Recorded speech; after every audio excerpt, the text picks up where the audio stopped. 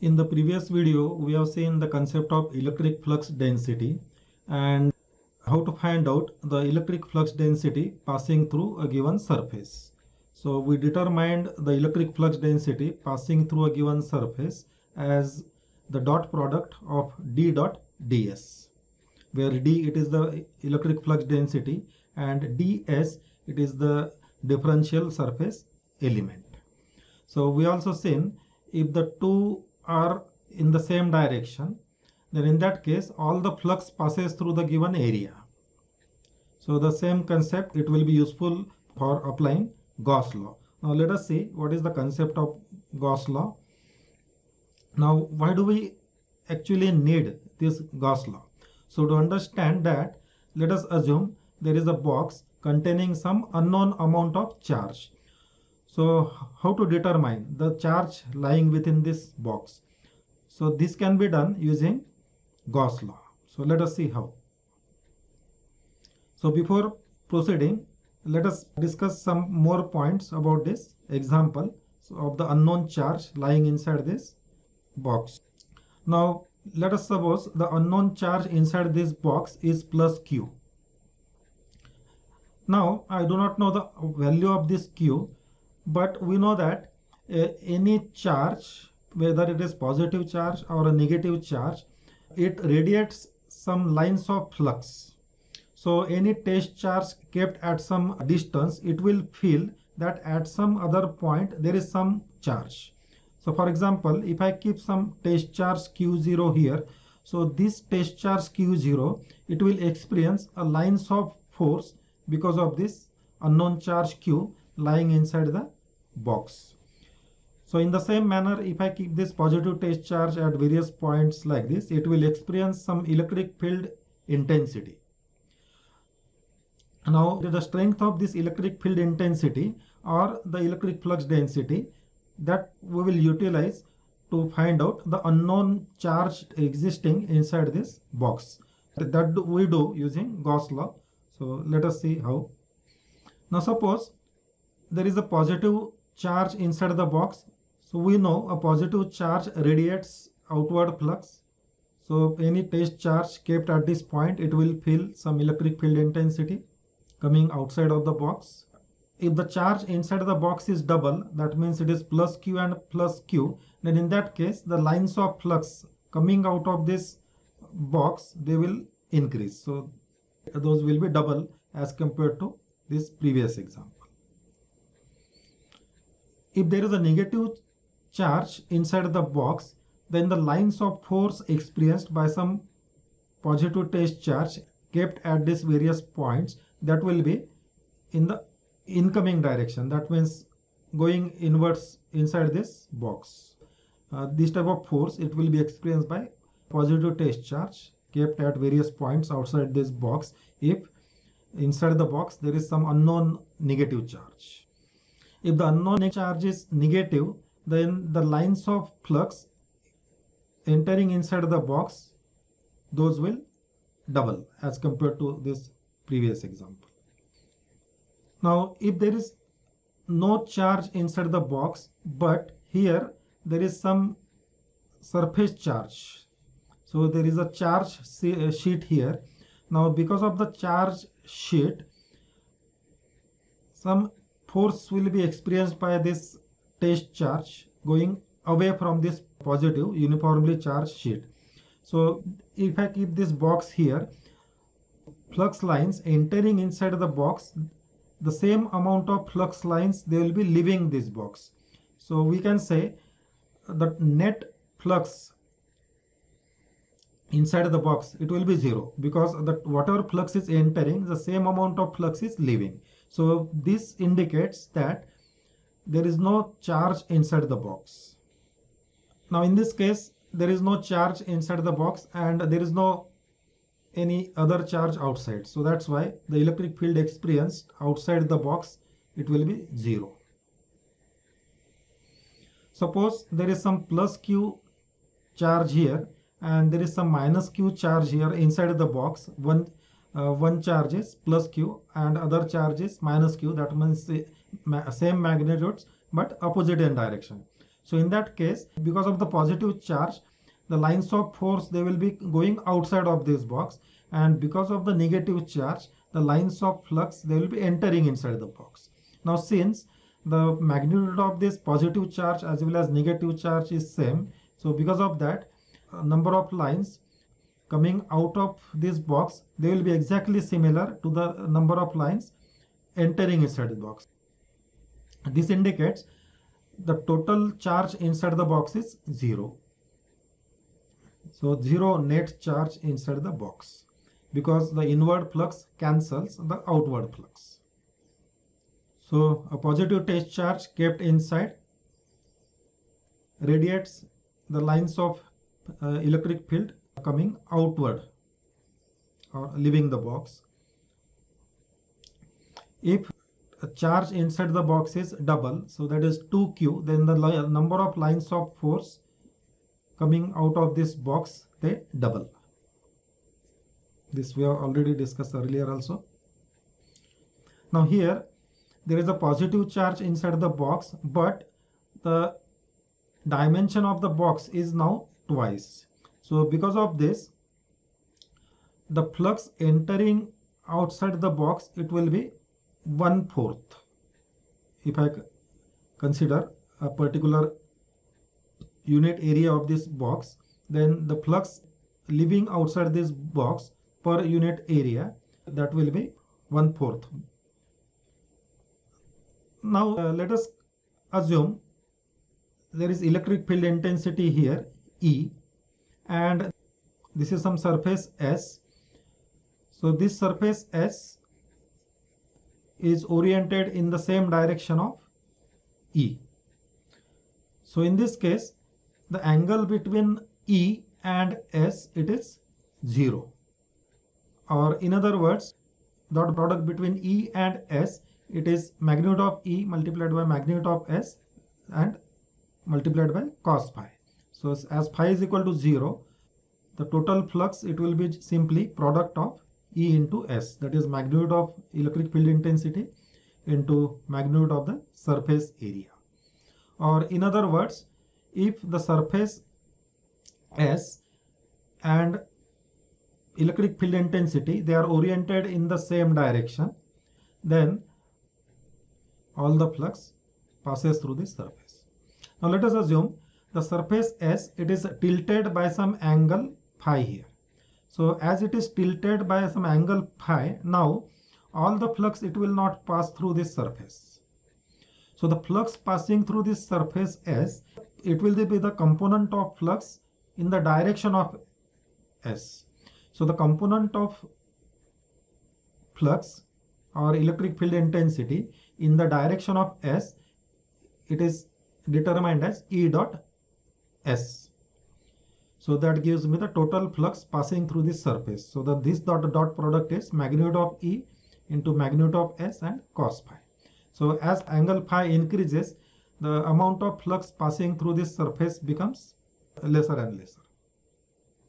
So if the angle now becomes 90 degree, so in that case cos 90 is 0. So in this case, no component of electric field intensity exists in the direction of S. So in other words, no flux passes through this surface S. Now in all these examples, what we discussed till now, we have assumed that the electric field is uniform, and we also assume that the given surface, it is also uniform. Now let us assume there is a non-uniform field. So what happens if the electric field E is not uniform but varies from point to point over the given surface S? Or the other possibility is surface S may not be a uniform surface, it may be a curved surface. So let us discuss how to find out the flux passing through the given surface if the surface is a curved surface as well as the given field is not uniform. So in this case, we divide the surface S into smaller elements ds, each of which has a unit vector an perpendicular to the vector area ds. So as we know, ds, it is a vector quantity and it is oriented in normal direction. So this is the direction of this ds.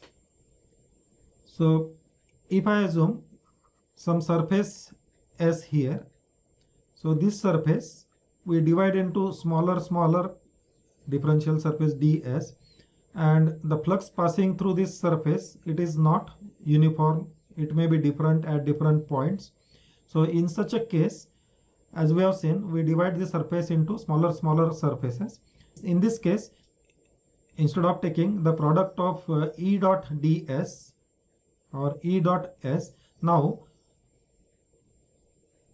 since the surface is a curved surface as well as E is not uniform, so because of this we divide this into smaller surfaces, and we can calculate this by using the integral over this given surface as d cos phi.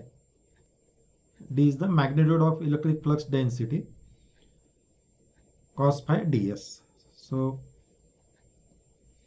component of this ds in the direction of d, or component of d in the direction of ds, that is d dot ds. So this we evaluate over the given surface, and that gives me the total flux passing through this surface. So this is the general formula, irrespective of whether the field is uniform or non-uniform, or whether the surface is regular surface or the curved surface.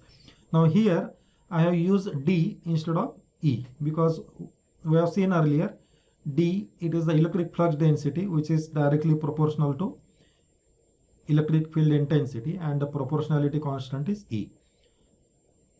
Instead of E, I have used here d. Now as we discussed, our aim here is to find out what is the unknown charge inside some closed area. So suppose this Q is the unknown charge.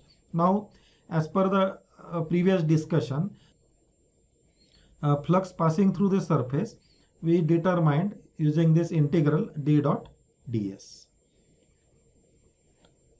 Now this flux coming out of this surface, we have seen earlier that it also depends on the strength of the charge lying inside the box, unknown charge lying inside the box. So this relationship we will use to find out the unknown charge inside the box.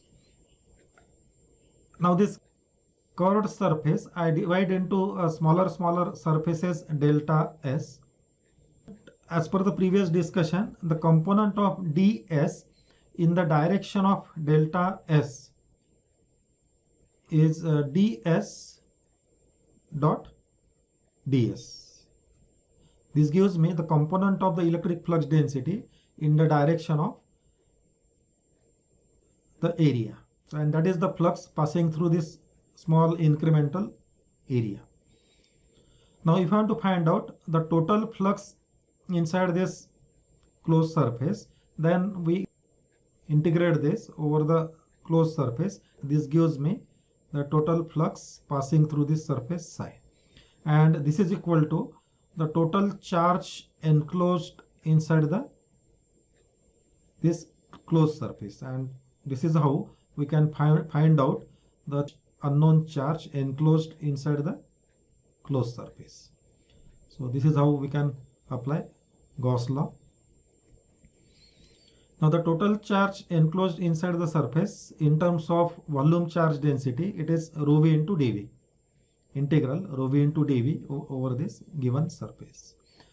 So this is the statement of Gauss law. Total electric flux psi through any closed surface is equal to the total charge enclosed by that surface. So this is a very important result in electromagnetics. We will keep on using very often. Now what equation we have written just now, the charge inside the closed surface Q, it is as per Gauss law, it is a surface integral d dot ds. In terms of volume charge density, it is volume integral rho v dv.